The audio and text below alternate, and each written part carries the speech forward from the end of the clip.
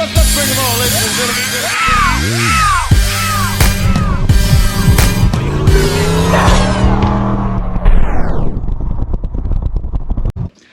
What's up, my people, and welcome to the SN95 Power Channel.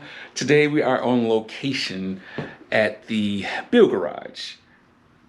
I want to make it seem like it's more than what it is. It's just my old garage. But today what we're going to do is we're going to do some painting. I've got my door that I got to spray. I got a fender over here that I got to finish prepping. I've already prepped the door. Got that sanded to 600 grit.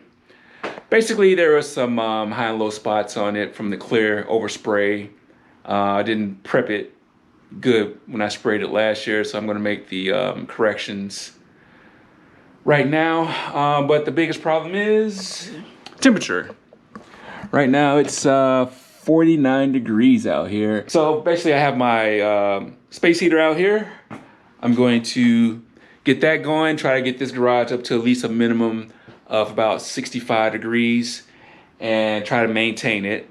I'm going to leave the door open, but first I have to kind of make up my little makeshift spray booths. So even though I cleaned as much as possible in this garage, there's a ton of like cobwebs and stuff up in here. So I'm going to kind of like seal this area off over here with some plastic.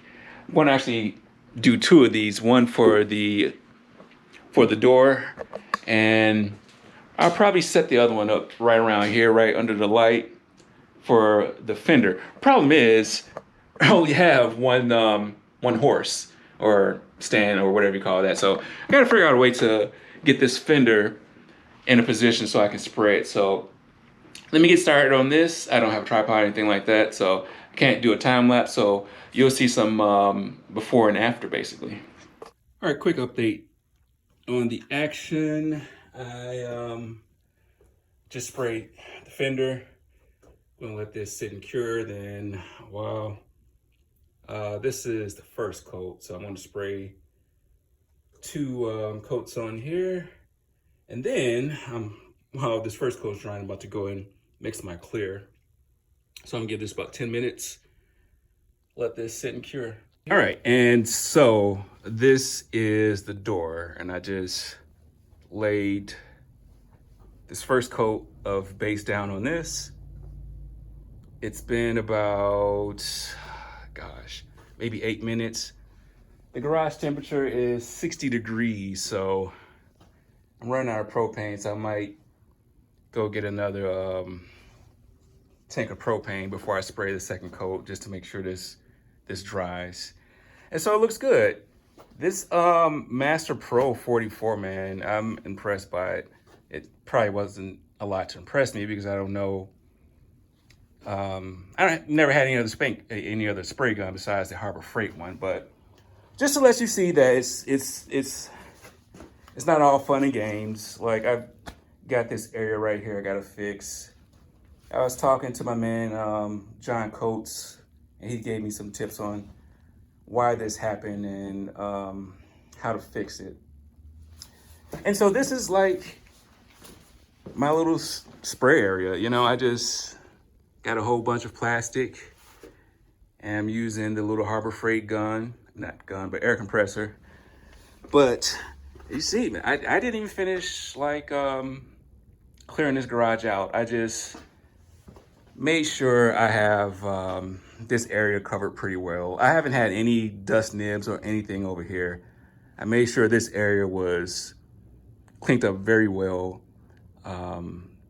before I started spraying. But this, like, Master Pro, I'm like thoroughly impressed by this. And especially this cup system right here. Like, I can have this thing any kind of direction and it's even flow. Like, if I would have had the cup that came with the kit, when I try to keep the gun parallel, it would probably get a little iffy with the fluid disbursement, but I'm impressed by this thing. So we're gonna let the door dry. I'm only gonna probably put 2 coats on this. This looks very good just off this one coat, but I'm gonna throw another coat of base on here. Let this thing fully dry, and we'll be back in. I'm gonna show you how I'm gonna mix my clear. This is Temco Euro Clear. Probably gonna take a while for me to get to this one and fix this. I have to sand this area down and feather it, and I gotta read my notes that John sent me. So we'll be back, and like I say, I wish that I could show you spraying with the gun, in real time, but I don't want to mess up my GoPro with the paint, and I just have to give you before and afters. So this is my second attempt on this door, and I just can't get this damn thing to cooperate with me. It's lifting a little bit right here. I think last 2 times I was just spraying it too heavy. And so I did a very light first coat, a little bit heavier second coat. And this is where I'm at. And I'm starting to run out of material.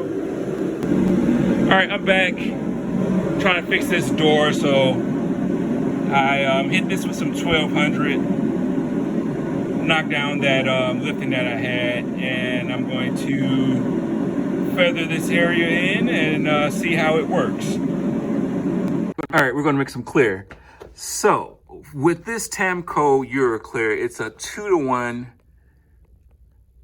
ratio. So 2 coats of clear to 1 hardener.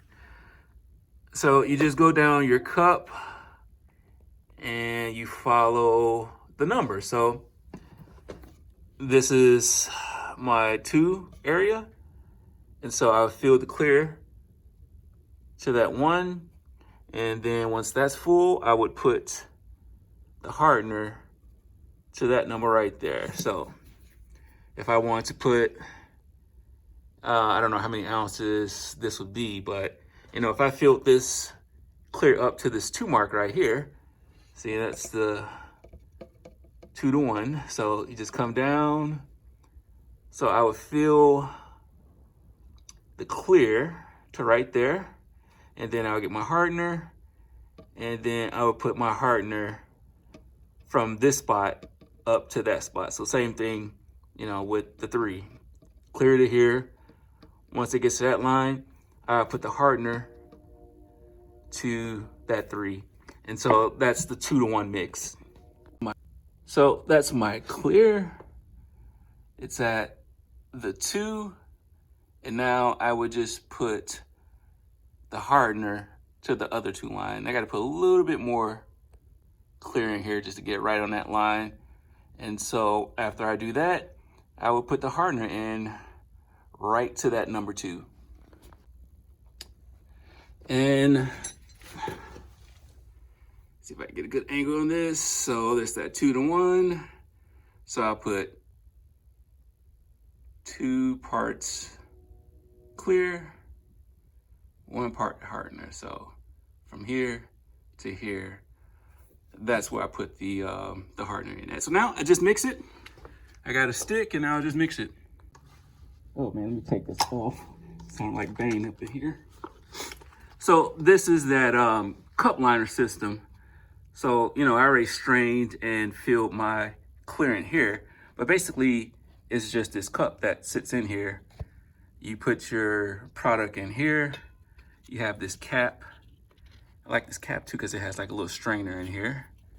You set the cap on there. Excuse me, I'm doing this with one hand.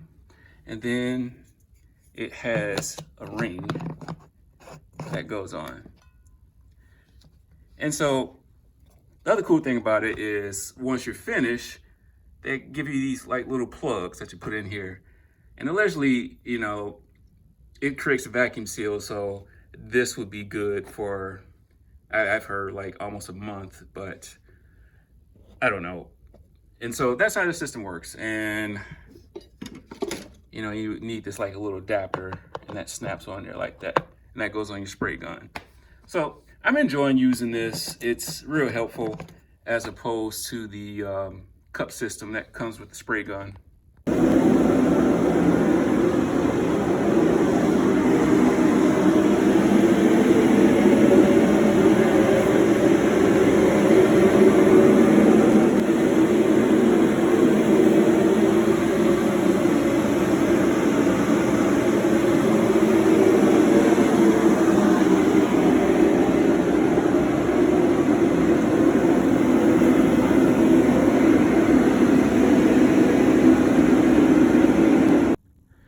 All right, here's the door finished up.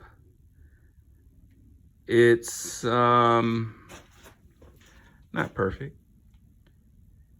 It's got some fisheye in it. But in cases like this, you have to be realistic with yourself. You know, this is a DIY garage paint job. Is it going to be perfect? No. Could it have been better? Absolutely. But this is my second attempt at doing a paint job. So if I had more time, maybe I would have tried to go back and correct some of this fisheye I have on here.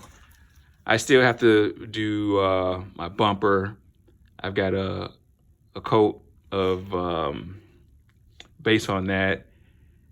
And really the person who painted this really, I don't know, they might only put maybe 1 or 2 coats on, or I don't know, but it was so easy to just get like a Scotch-Brite, like a maroon Scotch-Brite, and it started taking it down to almost like the primer. And the reason why I'm painting this one is because the color match was bad. So I needed to paint this, and you know, it's just one of these things where, you know your limitations and your expectation. You know, I didn't expect this to come out looking like, you know, a professional paint job. You know, with the bumper, it was a mismatched color. And with the door, I had like a lot of runs in here from the first time I tried to paint it. And the fender, I had some some underspray where at certain spots on that fender, before I made this correction, you can see the primer. So, you know, those are the reason why I'm only repainting these 3 pieces. You know, maybe during the summer, I might redo the whole car. I don't know. I just really have to see how it looks once I, you know, cut all this down. But, so I'm done with the door. I'm done with the fender. I got to start the bumper. So I'll be working on that, and I'll give you an update as I progress.